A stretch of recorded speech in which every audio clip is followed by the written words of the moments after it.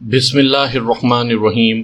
سامعین کرام، آپ سن رہے ہیں احمد یار خان سیریز کے سلسلے کی ایک اردو کہانی جب مجھے اغوا کیا گیا، جس کے مصنف خود احمد یار خان ہیں اور یہ اس سلسلے کی قسط نمبر 5 ہے۔ مجھے امید ہے آپ کو میری یہ کاوش پسند آ رہی ہوگی۔ آپ نے اگر ابھی تک میرا چینل کہانی گھر سبسکرائب نہیں کیا تو ابھی میرے چینل کو سبسکرائب کر کے بیل نوٹیفیکیشن آن کر لیجئے تاکہ آنے والی ہر نئی کہانی کی اطلاع بر وقت آپ تک پہنچ سکے۔ میں نے اردلی اور خانسامہ کو الگ کر لیا۔ خانسامہ سے میں قتل سے پہلے بھی مل چکا تھا۔ اردلی کو میں نے پہلی بار دیکھا۔ انہوں نے بتایا کہ میجر یعنی مقتول نے انہیں شام کا کھانا جلدی دینے کو کہا اور 5 روپے دے کر انہیں کہا کہ میں کھانا کھا چکوں تو وہ رات بھر کے لیے چھٹی کریں۔ نوکر چاکر چھٹی اور انعام سے بہت خوش ہوتے ہیں۔ ان کی بلا سے انہیں چھٹی کیوں دی جا رہی ہے؟ وہ چلے گئے۔ صبح واپس آئے تو میجر قتل ہو چکا تھا۔ میں نے ان کے کوارٹروں میں جا کر ان کے جوتے دیکھے۔ وہاں جتنے تالے تھے وہ دیکھے، ان میں کوئی جوتا ملزم کے کھرے سے نہیں ملتا تھا اور نہ ہی ان کے کسی تالے میں ان 3 چابیوں میں سے کوئی چابی لگتی تھی۔ انہوں نے بتایا کہ میجر عیاش آدمی تھا۔ ہندو لڑکی اس کے پاس اکثر آتی تھی۔ وہ شراب پیتے تھے۔ میجر کی بیوی برا مانتی تھی۔ پھر ایک آدمی یعنی ارشد میجر کی غیر حاضری میں اس کی بیوی کے پاس آنے لگا۔ غرض اردلی اور خانسامہ نے کوئی نئی بات نہیں بتائی۔ انہوں نے جو بتایا وہ میں آپ کو اس سے پہلے تفصیل سے سنا چکا ہوں۔ ارشد اور میجر کی بیوی کے تعلقات کے متعلق دونوں نے یقین کے ساتھ کچھ بھی نہیں بتایا، سوائے اس کے کہ ایک بار ارشد اور میجر کا زبانی جھگڑا ہوا تھا۔ میں نے واردات کا کمرہ دیکھا۔ رگھبیر سنگھ نے کمرہ بند کروا رکھا تھا اور وہاں ایک کانسٹیبل کی ڈیوٹی لگا دی تھی۔ کسی کو اندر جانے کی اجازت نہیں تھی۔ میں اس کمرے میں داخل ہوا تو میرے جسم نے جھرجھری سی لی۔ یہیں میں نے میجر کو زندہ اور سلامت دیکھا تھا، یہیں اس کی لاش دیکھی تھی اور یہیں سے مجھے رسیوں میں جکڑ کر اور میرے منہ پر کپڑا باندھ کر وہ لوگ اٹھا کر لے گئے تھے۔ اس کمرے کی چیزیں یہ بتانے سے آ رہی تھیں کہ یہاں کے رہنے والے کو کس طرح قتل کیا گیا ہے۔ کیا اس نے قاتل کا مقابلہ کیا تھا؟ کیا قاتل نے اسے بے خبری میں دبوچ لیا تھا؟ قاتل کون تھا؟ کیسا تھا؟ اس کی کوئی نشانی، کوئی سراغ؟ کمرے میں موت کی دہشت اور خون کی بو تھی۔ میں یہ سوچنے لگا کہ اس کمرے میں رشوت کی دولت اور شراب نے نہ جانے کتنے گناہ کرائے ہوں گے۔ وہاں مجھے اس ڈرامے کا آخری منظر سنانے والا کوئی نہ تھا۔ ساتھ والے کمرے میں کوئی عورت بین کر رہی تھی، شاید مقتول کی ماں تھی۔ فلور لیمپ کا بلب ابھی تک جل رہا تھا۔ فرش پر میجر کا خون جم گیا تھا۔ یہ اس مسلمان کا خون تھا جس نے ایک انگریز کرنل اور ایک ہندو لڑکی کے ساتھ دوستانہ کیا تھا۔ میں اس کمرے سے نکلا، کانسٹیبل سے کہا کہ وہ تھانے چلا جائے۔ مقتول کے لواحقین سے کہا کہ وہ اب کمرے میں جا سکتے ہیں اور اس کی صفائی بھی کر سکتے ہیں۔ پولیس کو اس کی ضرورت نہیں۔ میں بنگلے سے نکلا اور ملزم کے بھاگنے کا راستہ فصیل تک دیکھا اور پھر شام ہو گئی۔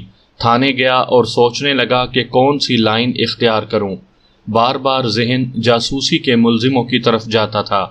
میں چابیوں کا چھلا، جس میں 3 چابیاں تھیں اور جو فصیل کے قریب سے برآمد ہوا تھا، جیب میں ڈال کر کرنل جانسن کے بنگلے میں چلا گیا۔ کرنل جانسن خود تو قاتل نہیں ہو سکتا تھا، مجھے اس کے خانسامہ پر شک تھا۔ بنگلے میں فوجی گارڈ ڈیوٹی پر تھا۔ میرے پاس برگیڈ ہیڈ کوارٹر کا اجازت نامہ تھا کہ میں چھاؤنی میں ہر جگہ، ہر دفتر اور ہر یونٹ میں جا سکتا ہوں اور جسے چاہوں تفتیش کے لیے پکڑ سکتا ہوں۔ گارڈ کمانڈر نے چٹھی دیکھ کر مجھے اندر جانے کی اجازت دے دی۔ میں نے خانسامہ کے کوارٹر میں جا کر اس کے جوتے دیکھے۔ اس کے پاس 2 تالے تھے۔ میں نے اس سے سوالات پوچھے۔ وہ بالکل صاف نظر آتا تھا۔ میں نے اس سے یہ بھی پوچھا کہ کرنل کے پاس اور کون کون آتا تھا اور کیا ان میں کوئی مشکوک قسم کا آدمی بھی ہوتا تھا۔ خانسامہ نے بتایا کہ کرنل کے پاس متعدد لوگ آتے جاتے تھے۔ خانسامہ ان میں سے کسی کو بھی نہیں جانتا تھا۔ اس کے بعد ملٹری پولیس نے میرے 3 دن ضائع کر دیے۔ 3 دن انگریزی بولتے گزر گئے۔ کیونکہ ملٹری پولیس کے افسر انگریز تھے، کبھی وہ مجھے اپنے دفتر میں بلا لیتے اور کبھی تھانے میں آ جاتے۔ انہوں نے بتایا کہ کرنل اور ہندو لڑکی نے یہ اعتراف کر لیا ہے کہ وہ جرمنی کے لیے جاسوسی کرتے تھے، لیکن وہ جاسوسی کا طریقہ نہیں بتا رہے، نہ ہی وہ یہ بتاتے ہیں کہ وہ کس قسم کی جاسوسی کر چکے ہیں، اور نہ ہی اپنے پورے گروہ کی نشاندہی کرتے ہیں۔ ملٹری پولیس کو یہ شک تھا کہ یہ گروہ جاپانیوں کے لیے بھی جاسوسی کرتا ہے۔ اسی عرصے میں جاپان نے ایسا زوردار حملہ کیا تھا کہ بحر الکاہل کے تمام جزیروں پر قبضہ کر کے اس کی فوجیں برما میں داخل ہو گئی تھیں۔ ہندوستان خطرے میں آ گیا تھا۔ ملٹری انٹیلیجنس جانتی تھی کہ جاپانیوں نے ہندوستان میں جاسوسوں کا جال بچھا رکھا ہے، اور اس سلسلے میں جاپانیوں کو جرمنی کی مدد حاصل ہے۔ یہ تو انگریز تسلیم کرتے تھے کہ جرمنوں کا جاسوسی کا نظام اس قدر اعلیٰ اور مستحکم ہے کہ جاسوسوں کے کسی رنگ کے 1 یا 2 ممبر گرفتار کیے جا سکتے ہیں، مگر پورے رنگ کو توڑنا تقریباً ناممکن ہوتا ہے۔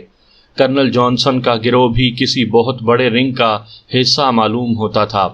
ملٹری پولیس مجھ سے سوال و جواب نہیں کرتی تھی، بلکہ یہ انگریز افسر تفتیش اور سراغ رسانی میں مجھ سے رہنمائی بھی لیتے تھے۔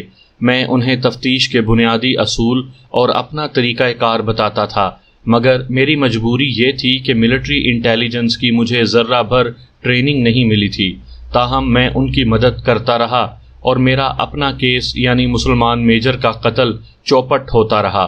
بہرحال یہ گورے کوئی ایسے اناڑی تو نہیں تھے، ان میں ایک اسکاٹ لینڈ یارڈ کا تربیت یافتہ تھا، مگر ان کے لیے مشکل یہ تھی کہ ہندوستانی ماحول کو اچھی طرح نہیں سمجھتے تھے۔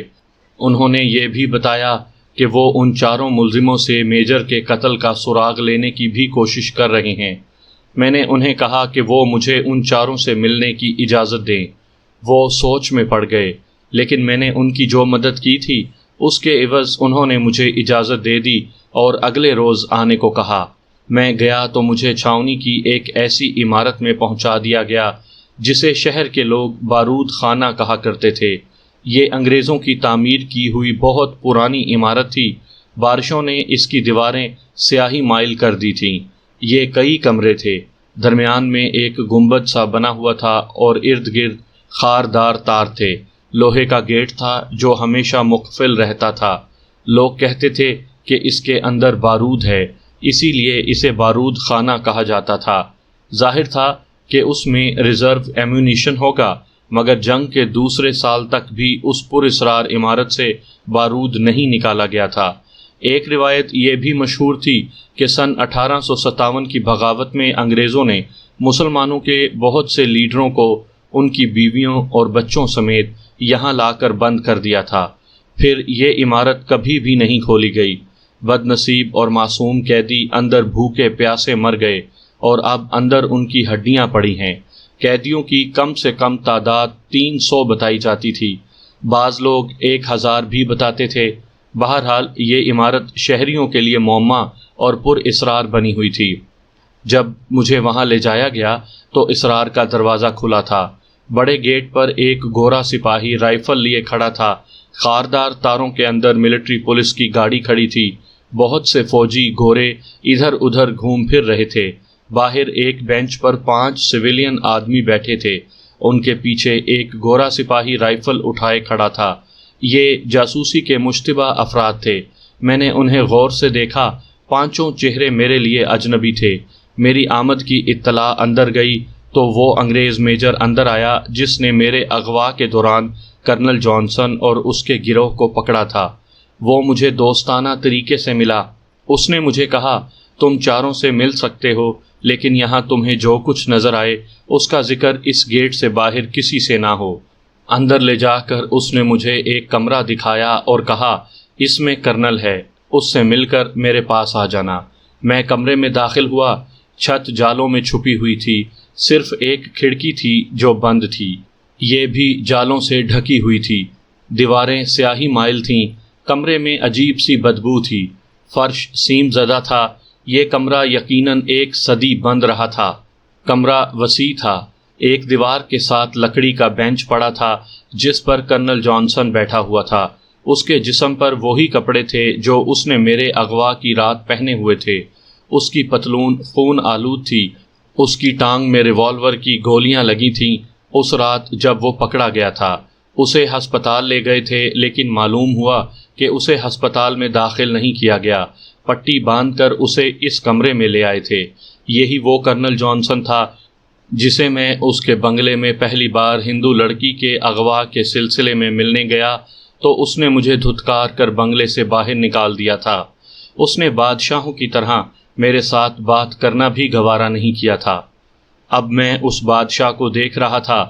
وہ لکڑی کے بینچ پر بیٹھا تھا، داڑھی بڑی ہوئی تھی اور سر کے بال بکھرے ہوئے تھے، کپڑے غلیظ تھے، پتلون خون آلود تھی اور اس کا چہرہ سوکھ کر زرد ہو گیا تھا۔ اس نے دیوار کے ساتھ پیٹھ لگا رکھی تھی اور یوں معلوم ہوتا تھا جیسے مر چکا ہو یا مر رہا ہو۔ اس کی آنکھیں بند تھیں۔ یہ بھوک، پیاس، شب بیداری اور جسمانی اذیت یعنی 3rd ڈگری کے اثرات تھے۔ مجھے دیکھ کر اس نے آنکھیں ذرا سی کھولیں۔ میں نے اس کے پاس بیٹھ کر کہا، آپ کو اس حالت میں دیکھ کر مجھے افسوس ہو رہا ہے۔ اس نے سر دیوار کے ساتھ لگا رکھا تھا۔ ذرا سا چہرہ گھما کر اس نے دیکھا اور پوچھا، تمہیں بھی ان لوگوں نے بلا لیا ہے؟ تم کیا پوچھنا چاہتے ہو؟ مجھے جو کچھ معلوم تھا میں بتا چکا ہوں۔ ملٹری پولیس کے ساتھ میرا کوئی تعلق نہیں۔ میں نے اسے کہا، میں مسلمان میجر کے قتل کی تفتیش کے لیے آیا ہوں۔ پوچھو، کیا پوچھتے ہو؟ اسے کس نے قتل کیا ہے؟ میں نے پوچھا۔ کسی ایسے قاتل نے جسے میں نہیں جانتا، کرنل جانسن نے جواب دیا۔ چند اور سوال جواب ہوئے۔ آخر کرنل جانسن نے کہا، ملٹری پولیس ہر 3 گھنٹے بعد مجھ سے یہی سوال پوچھتی ہے جو تم نے پوچھا ہے۔ مسلمان میجر کو میں نے قتل کیا ہے نہ کرایا ہے۔ ایسے اقدام کی کوئی ضرورت ہی نہیں تھی۔ میں تمہارے اغوا میں موقع پر گرفتار ہوا تھا۔ ہندو لڑکی کو بھی گرفتار کر لیا گیا اور میرے گروہ کے 2 اور آدمی بھی پکڑے گئے۔ لڑکی نے سب سے پہلے اقبال جرم کیا۔ جو مجھے دکھایا گیا تو میں نے بھی اقبال جرم کر لیا۔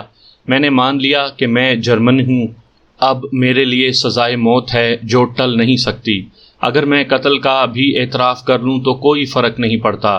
مجھے اس قتل کی ضرورت نہیں تھی۔ وہ تو میرا وفادار ساتھی تھا۔ اس نے میری اسکیم کے مطابق تمہیں اپنے گھر بلانے کے لیے اقبال جرم اور سلطانی گواہ بننے کا جھانسا دیا تھا۔ یہ الگ بات ہے کہ میری اسکیم محمد خان نے برباد کر دی۔ میں یہ رائے بھی نہیں دے سکتا کہ میجر کو کس نے قتل کیا ہے۔ بہرحال یہ ہمارا کام نہیں تھا۔ وہ بڑی ہی نحیف آواز میں بول رہا تھا۔ اس نے مجھ سے سگریٹ مانگا۔ میں نے کبھی سگریٹ یا حقہ پیا ہی نہیں تھا۔ میں نے اٹھتے ہوئے کہا کہ لا دیتا ہوں۔ اس نے مجھے روک دیا اور کہا، یہ لوگ تو مجھے پانی بھی نہیں پینے دیتے۔ ان 7 دنوں میں انہوں نے مجھے صرف 3 دفعہ ہندوستانی سگریٹ دیا ہے۔ میں پھر بھی میجر کے پاس چلا گیا اور اس سے سگریٹ مانگا۔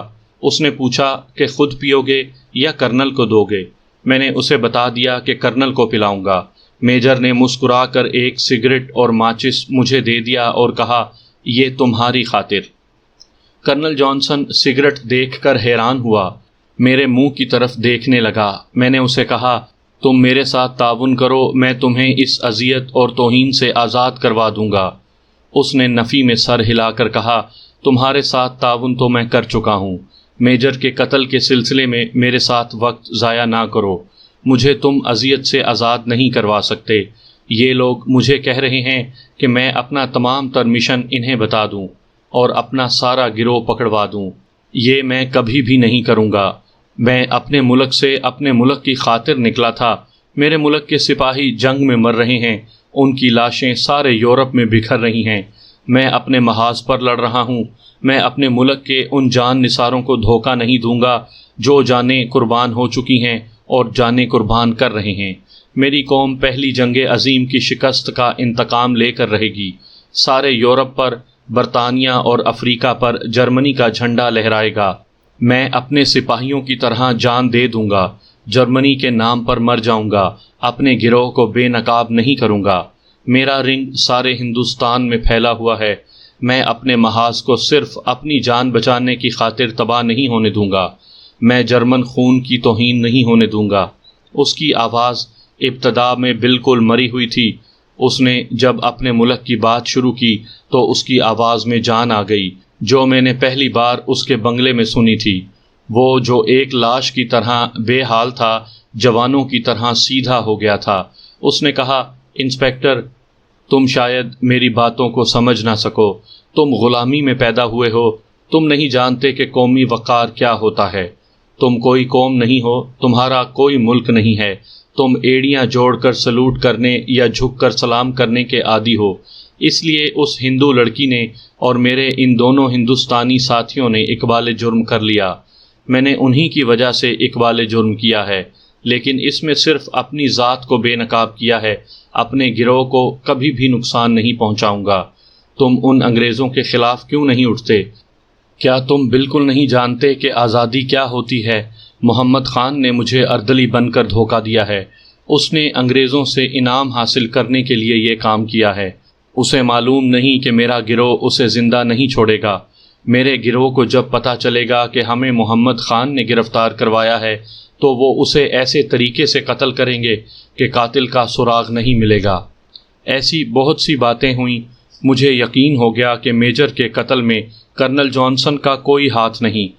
البتہ صوبے دار محمد خان کے متعلق کرنل جانسن نے جو دھمکی دی تھی وہ میں نے انٹیلیجنس کے میجر کو بتا دی اور اسے مشورہ دیا کہ تفتیش اور مقدمے کی کارگزاری سختی سے راز میں رکھی جائے، ورنہ محمد خان مارا جائے گا اور ہو سکتا ہے کہ میں بھی مارا جاؤں۔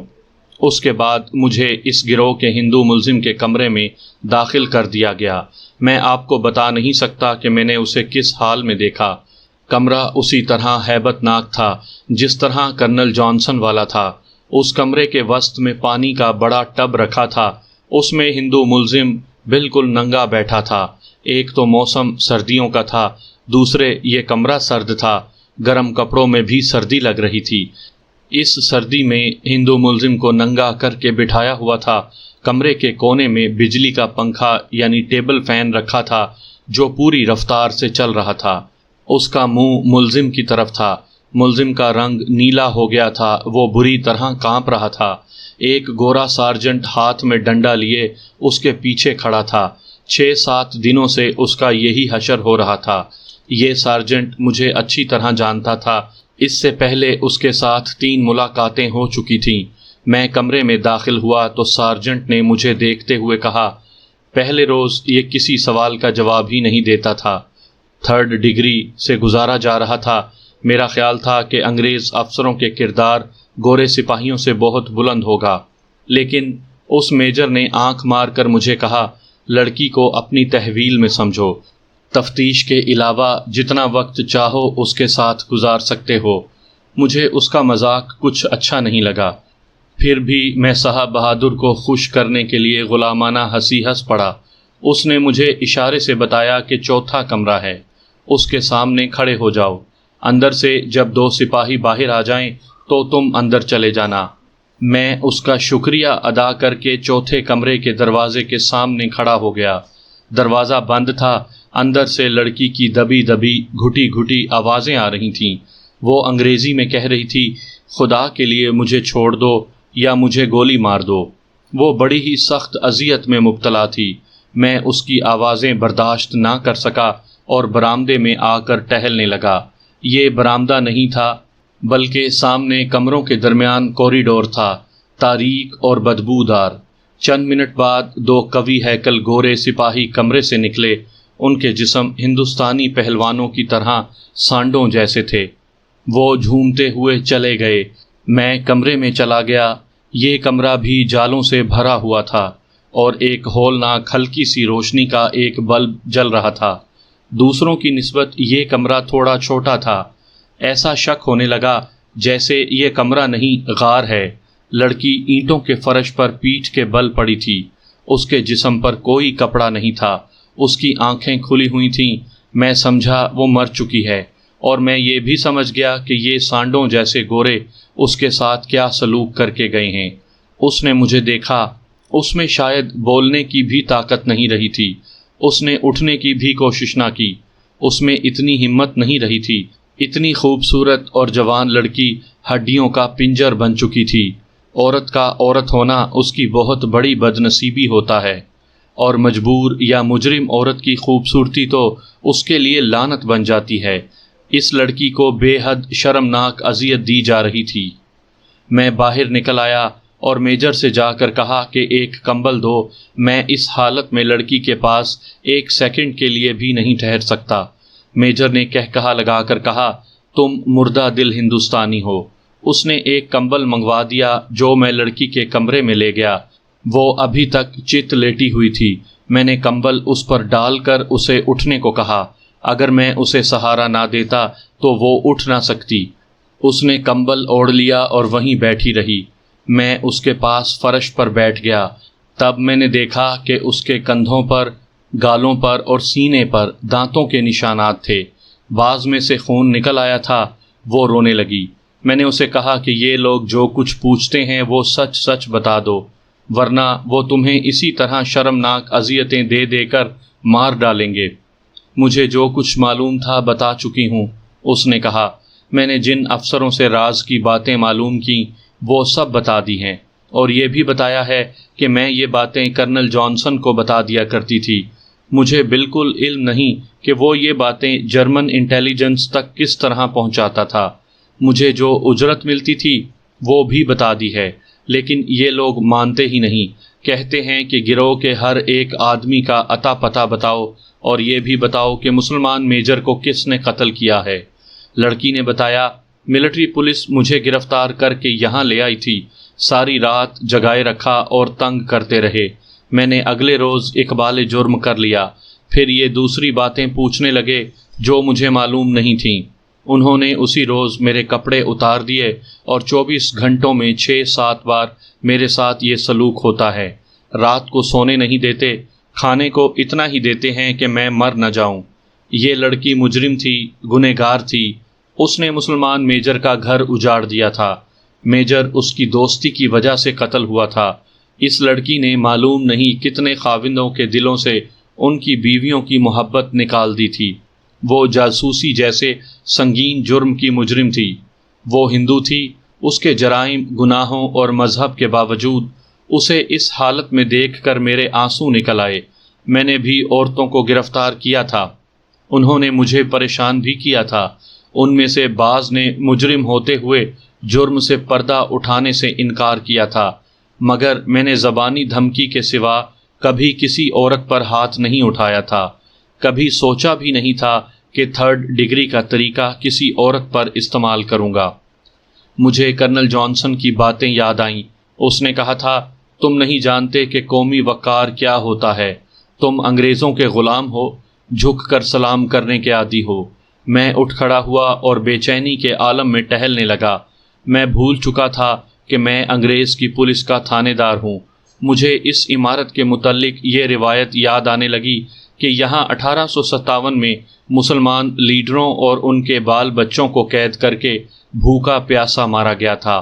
میں نہیں کہہ سکتا کہ اس روایت میں صداقت تھی یا نہیں، لیکن اس میں ضرور صداقت تھی کہ 1857 میں مسلمانوں نے آزادی کی جنگ لڑی تھی، مگر ہار گئے تھے، اور انگریزوں نے مسلمانوں کے ساتھ جو سلوک کیا تھا اس سے آسمان بھی کانپ گیا تھا۔ انگریزوں نے پردہ نشین مستورات کو سر عام ذلیل و خوار کیا اور مسلمان بچوں کو تڑپا تڑپا کر مارا تھا۔ گاؤں کے گاؤں صاف کر دیے گئے تھے۔ میں نے اس دور کے متعلق جو کچھ پڑھا تھا وہ میری آنکھوں کے سامنے آ گیا۔ اس ملک کو غلامی کی زنجیروں میں باندھنے کے لیے انگریزوں نے ایسی درندگی کی تھی جسے یاد کر کے انگریز کی اولاد کے بھی رونگٹے کھڑے ہو جاتے ہوں گے۔ اب ایک اور لڑکی ان کے جال میں آ گئی تھی۔ وہ بے شک ہندو تھی، مگر میرے لیے وہ عورت تھی، غلام تھی۔ وہ بدکار ہی سہی، لیکن انگریز افسر اس کے ساتھ کون سی نیکی کر رہے تھے؟ تفتیش کی زحمت سے بچنے کے لیے اسے وحشی قسم کے گوروں سے خراب کروا رہے تھے، اور انگریز میجر خوش ہو رہا تھا۔ وہ مذاق کے موڈ میں تھا۔ میرے جی میں آئی کہ اس میجر سے جا کر کہوں کہ یہ لڑکی میرے حوالے کر دو اور مجھے ملٹری انٹیلیجنس کے 2 سراغ رساں دے دو۔ میں تمہیں چیلنج کرتا ہوں کہ ٹارچر کے بغیر لڑکی سے سارے گروہ کی نشاندہی کروا دوں گا، مگر میں نے ایسے چیلنج کی جرت نہ کی، کیونکہ یہ کیس مجھے نہیں مل سکتا تھا اور نہ میری کوئی حیثیت تھی۔ مجھے اس لڑکی کے باپ پر غصہ آیا۔ جس نے دولت کے نشے میں یا دولت کمانے کے لالچ میں لڑکی کو انگریز افسروں سے متعارف کروایا اور اسے ایڈوانس اور سوشل بنا دیا، اس بدبخت باپ نے لڑکی کو ٹھیکے حاصل کرنے اور بل پاس کروانے کا ذریعہ بنایا تھا۔ لڑکی کو اس غار میں وحشی گوروں کے آگے پھینکنے کا ذمہ دار اس کا باپ تھا۔ آپ میرے ہندوستانی بھائی ہیں، لڑکی نے سسک سسک کر کہا، میری مدد کریں، انہیں کہیں کہ مجھے اور کچھ پتہ نہیں، مجھ پر مقدمہ چلائیں اور مجھے گولی مار دیں یا پھانسی دے دیں، نجات کا یہی ایک ذریعہ ہے کہ وہ جو پوچھتے ہیں انہیں بتا دو۔ میں نے کہا، جاسوسی کی تفتیش کے ساتھ میرا کوئی تعلق نہیں، پھر بھی میں تمہاری مدد کروں گا، مجھے میجر کے قتل کے متعلق کچھ بتاؤ۔ میں کچھ نہیں جانتی، اس نے جھنجھلا کر کہا، اپنے خدا کے نام پر مان جاؤ کہ میں نے اسے قتل نہیں کروایا، وہ تو میرے گروہ کا ممبر تھا۔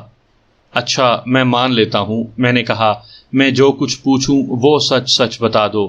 مقتول کے ساتھ تمہارے تعلقات کیسے تھے؟ ایک تو وہ میرے گروہ کا ممبر تھا، لڑکی نے جواب دیا، وہ ٹھیکیداروں سے رشوت بہت لیتا تھا اور مجھے خوب عیش کرواتا تھا، میں اس کی ہر بات مانتی تھی، بلکہ اس کی داشتہ بنی ہوئی تھی۔ اس نے کبھی تمہیں شادی کے لیے کہا تھا؟ میں نے پوچھا، تم نے کبھی اس کے ساتھ شادی کی خواہش ظاہر کی تھی؟ شادی کی کیا ضرورت تھی؟ اس نے جواب دیا، مجھے کرنل جانسن نے شادی کے لیے کہا تھا، لیکن میں نے یہ کہہ کر انکار کر دیا کہ میں ساری عمر آزاد رہنا چاہتی ہوں، میرے لیے مردوں اور دولت کی کوئی کمی نہیں تھی۔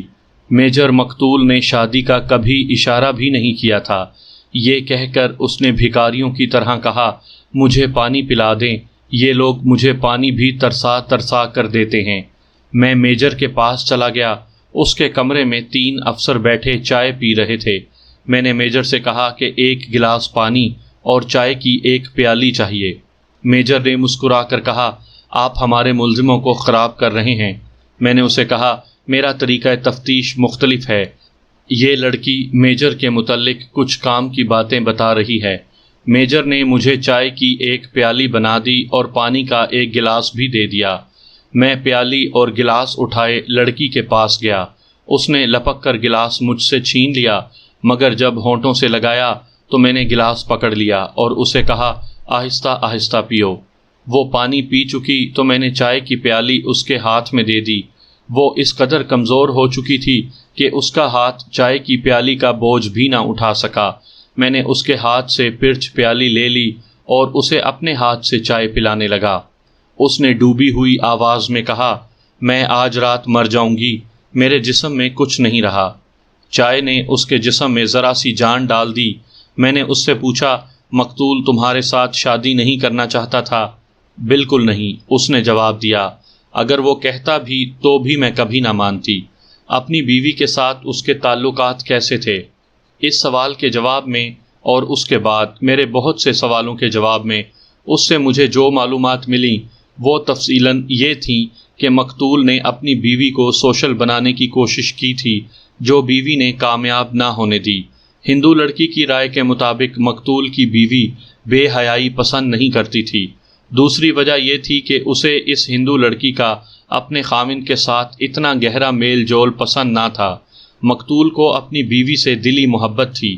اس کی بیوی نے جب ہندو لڑکی پر مقتول کے ساتھ احتجاج اور جھگڑا شروع کر دیا تو مقتول بہت پریشان ہوا۔